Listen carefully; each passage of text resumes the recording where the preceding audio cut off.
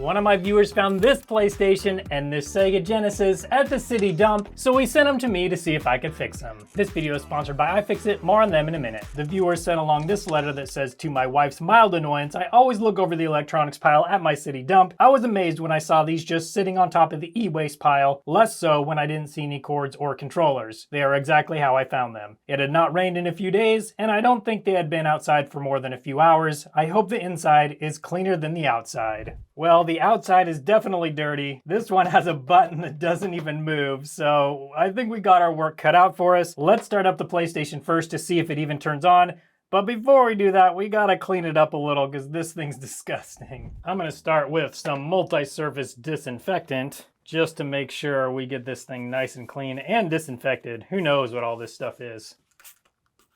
Now this thing has been sitting around in my office for a while, so I don't expect there to be anything too nasty, any germs that are still alive, but we still want it to look better as we're working on it. Though I do want to go around the front too and the sides real quick. Oh yeah, look at this. Who wants to guess what that is? It's chocolate. I'm sure it's chocolate. Okay, that's not perfect, but it's certainly better than it was, and now it's at least disinfected. All right, all plugged in. Let's see what happens when we press the power button. We get a green light. Good. What do we have on the screen? Okay, it's starting up. Let's try disc. We're gonna go with Spyro, Year of the Dragon. Never played this game before. Okay, here we go. You can hear it sort of spinning up. Okay. Is it gonna start up for us? So it's just kind of stuck on this startup screen. I think we definitely have a problem with the laser on this one. Let's get this thing opened up and inspect it. One of the things I love about these older consoles is we've just got 6 screws and that's it to open this thing up. All right, now we should be able to open this thing up. I keep hearing things rattling around in here, so I don't know what that's about. This top case actually looks pretty good and actually really clean. So that's good news. All right, the inside is pretty dirty. Got a dust and bug exoskeleton bunny over here. Now this power supply is live. I just had it turned on, so we got to be super careful here. Don't mess with these if you're trying this yourself. Unless you're very experienced, you can get a very large shock with these, so just don't mess with them. So I think the first thing I'm gonna do here is remove this plate and just give the board a good inspection and cleaning, and then we'll get to actually checking out the laser. And with the power supply removed, there's this little black piece right here. That's what was causing the rattling around. So let's get that out of here. All right, now let's remove the laser, and then I think after this metal plate can come off. I've only fixed I think one of these in my entire life, so I'm definitely not an expert on how these things come apart. But that looks pretty good so far. All right. Now a few more screws and we can get this plate off and inspect this board. Those screws out, I think we can remove this guy. Okay, and everything is looking pretty good. I don't see any issues on this board. All these capacitors look good. None of them are leaking or anything like that. So we're all good there. Let's get all this dust cleaned out next. Now while I'm here, I'm going to clean this button out. Now this is the switch. This is the switch that tells the console when the lid is up or when it's down. I'm going to use some BW100 and just really clean that out in there. One more time. That should get it nice and clean inside. And we definitely need to clean the plate off too first. All right. And with that clean, we can get this back on here. iFixit makes some of the best precision tools out there, and the ProTech Toolkit is one of my favorites. It comes in this very secure carrying case, so whether I'm throwing it in my pickup or if I have it up on my desk and it falls down, everything stays in place. It's got strong Velcro right here that keeps it closed. And then when you get to the inside, everything has its place. It's got pry tools, suction cups, and then tweezers and more pry tools over here. And the star of the show is the bit and driver kit. It's got bits for almost anything you might want to take apart. So whether you're taking apart some old stuff like I am today or something brand new, it's got basically everything you might need. Now, while the Protect toolkit is my go-to, they also have cheaper kits as well. The Essential Electronics toolkit has some of the same features in that it has a nice plastic case that's got magnets to hold it down, and it has all of the basics that you might need for a cheaper price. In addition to toolkits, iFixit sells parts for lots of different devices. So if you're looking for a PC laptop battery or SSD, iFixit is the place to go. Go to ifixit.com/TronicsFix to get your tools. I'll put a link right in the description. So now with those screws in, the power supply in, let's focus on this laser assembly. I think the first thing I want to do is actually take this top piece off and grease the rails on this thing. And then also we need to clean this laser. And I think I know where the piece is that was down in the power supply. There's a little piece, I think, that's missing right there. Oh, maybe one missing right there too. But luckily this band is still held in place just fine. So I think we're gonna be okay there, but that's definitely a problem on this. And something that is kind of difficult because these laser assemblies are kind of hard to find. So I think what I'll do, it looks like there's a little crack right here. I think what I'm gonna do is use a little bit of super glue and try and reinforce that so that crack just stays there and doesn't expand and doesn't break off anything else. But I'll probably do that last. I can do all the other things I need to do without doing that. So let's save that for last. So let's get these two screws out. And I think that's all we need to do to get this laser apart. It's always really nerve-wracking dealing with any sort of plastic on these old systems, because plastic gets so brittle. Okay, we have like a clip here. There we go.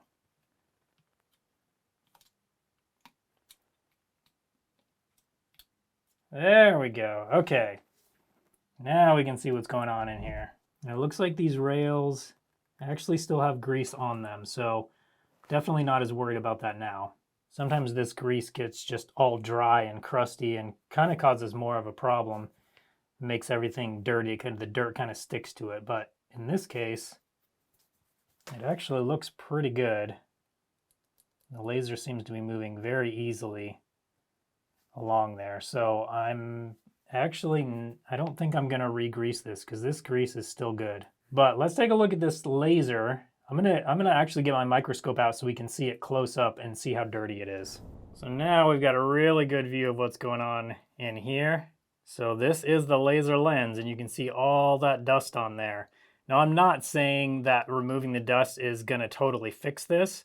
In fact, it probably won't, but it is something that can cause a problem. And I have seen a dusty lens be enough to make a laser not read at all. So what we need to do though is try and get all of these little fibers out of here. So I'm gonna do that, and then we're gonna clean that laser.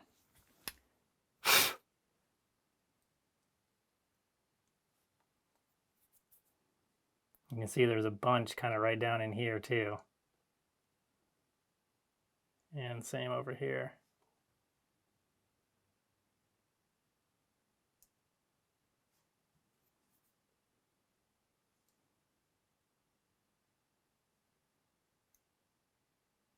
Okay, I do need to get more of that out, but let's get this laser cleaned first.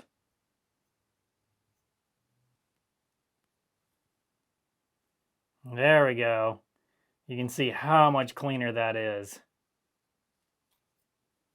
I just want to go through and get any of those little fibers off of this and get it away from the laser. All right, got a little bit more to get down here. Got to be very careful with this too. I don't want to break the laser here. You can see these guys over here are kind of magnetic coils that control the laser. So we got to be very careful not to push anything too far or too hard. Okay, I think we're gonna call it good. I could do more here, but we've gotten the majority of the fibers out of here, and I think it's just time to move on. All right, so this guy needs to slide on here first, just like this. Okay, now we can get those screws on there.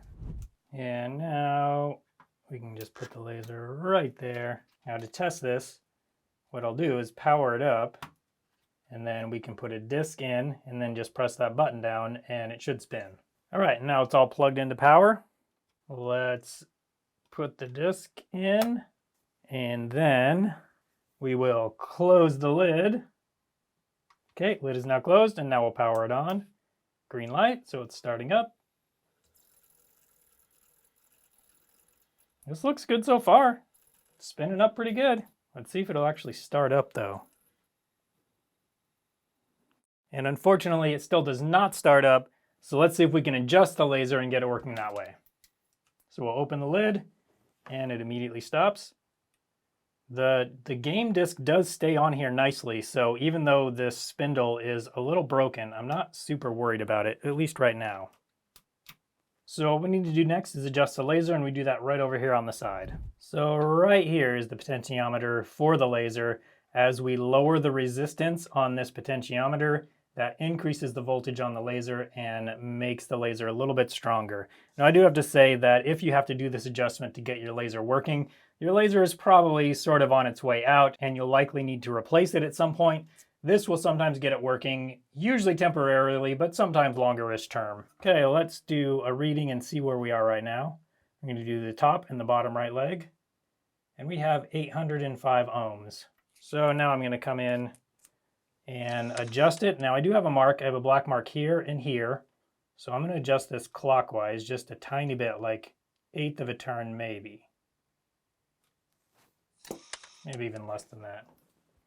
Now let's see what we get. We have 742 ohms. Let's see if that's enough. If it's not, we can come back and adjust it a little bit more. Okay, and back together enough to test. Lid closed, power. Let's see what happens now. Come on. Oh, I think it's starting. Okay, and there we go. So this PlayStation at least seems to be all fixed just by that little tiny laser adjustment. And of course we did clean the laser. I don't know that that really helped much, but it definitely couldn't have hurt. So the PlayStation is all fixed up. Let's take a look at the Sega Genesis and see if we can fix that one too. So let's first just plug this thing in and see if it works. No. Oh, we have a... Oh, look at that. Okay, so I don't know if you can see this or not. When I wiggle the cable in the back, the AC adapter, the lights go on and off. Oh, it's on right now, and now it's off. Also, this reset button is just completely frozen. So I think what we need to do is get this thing apart, fix the reset button, and then inspect this AC adapter input and see what's going on there. This one's also pretty great. This one, as far as I can tell, only has 4 screws. I don't think I've ever taken one of these apart before. So this might be my first time inside of a Sega Genesis. Okay, with those 4 screws out, let's see if this thing will come apart now. Oh, totally will. Okay, so this button is just, oh, there we go. It's just got a bunch of gunk in there. We'll clean that up in a minute. Power button is kind of dirty too. We'll need to clean up these pins, but we'll do that in a little bit. I want to make sure that we have those nice and clean, so once we get this fixed and back together, we can test a game in it. Okay, we need to remove this shield so we can get back down to this AC adapter though. I also see some wires in here. I wonder if this one's been modded. Let's get the shield off and find out. Yeah, we got some sort of mod chip on this one. I have no idea what that's for though. Although it says Sega 1994, so I don't know, maybe this one is done. No, that can't be done by Sega themselves. I'll have to do a Google search and see what that is. But right now, this is the problem we're having. So let's get under a microscope and inspect these solder joints. And with a quick Google search, I found that this is actually from the factory. Sega didn't install something that needed to be installed here, so this is how they fixed it. Looks a little hokey to me, but whatever. Now I did notice one thing I wanted to check. Okay, looks like just some flux on this leg right here. Yeah, no issues there. All right, so this is the AC adapter in jack. Everything looks fine here. Let's flip it over though and inspect the bottom side. And that's pretty much exactly what I expected. you can see there's a gap all the way around this. So when you push on the jack, it moves this leg and connects with the solder. But other than that, there's not a connection here. You can see you can see this move when I move it with my pick, a little bit anyway. So let's get that fixed first. Of course, I first need to flux it up. Loaded up my iron with a lot of solder.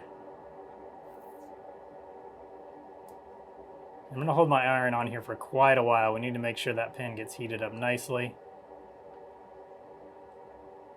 So we have a really good connection here.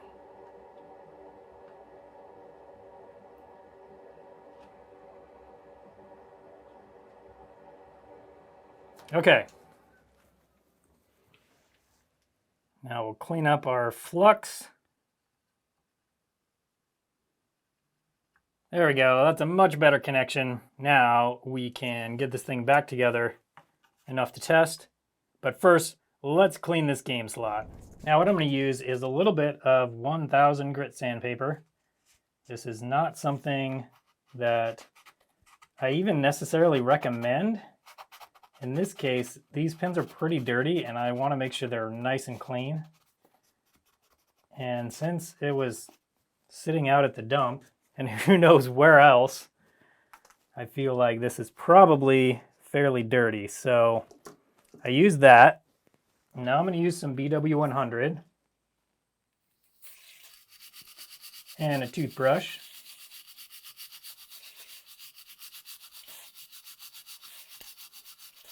To clean them even more.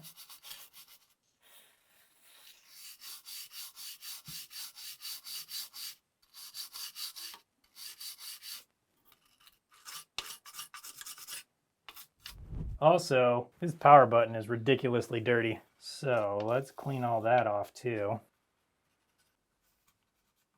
And now I'm also going to use some BW100 to spray around this power button. And the BW100 will get down in there and just clean it off.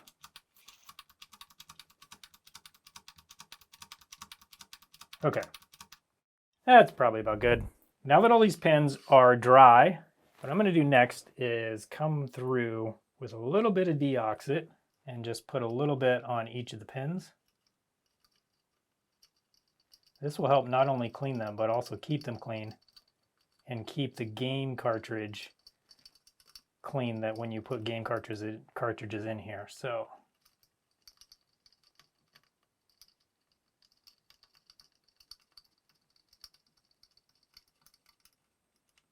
there we go. Okay, and I think this board is ready to go back in the case, and then we can start this thing up and see if it works after all that.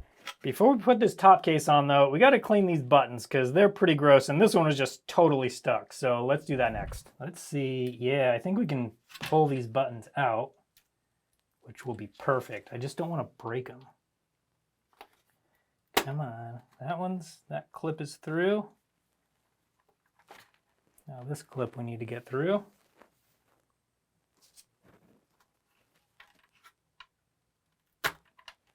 There we go.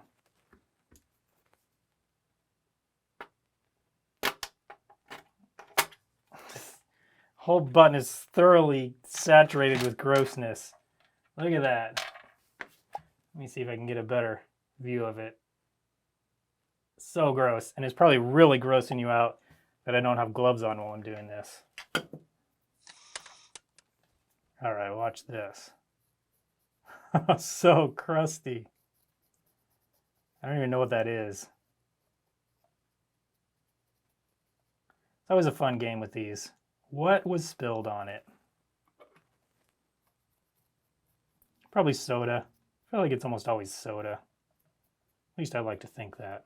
Okay, now I'm going to come through with my pick and get some of this stuff off that's not coming off easily. It's a bummer this thing's black. It's hard to tell that I'm even doing anything at all. But if you look at the Q-tip, you can see that I'm definitely doing something. I feel like I should have given this one to Robert over at Restorish first. All right, now the inside of here. Yeah, that's just so gross.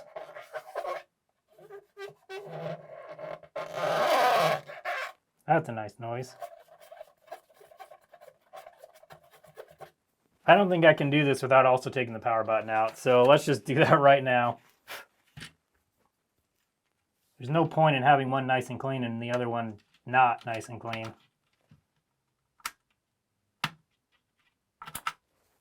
That one came out a lot easier. Yeah, this is pretty dirty too, but not sticky, so this will be easy to clean. Okay. Okay, definitely not perfect, but that looks so much better. So, power button right there, reset button.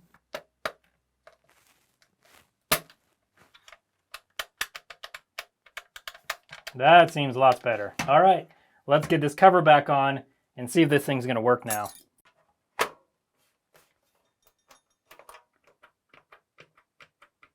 That feels good. Power button feels good. I think we're good.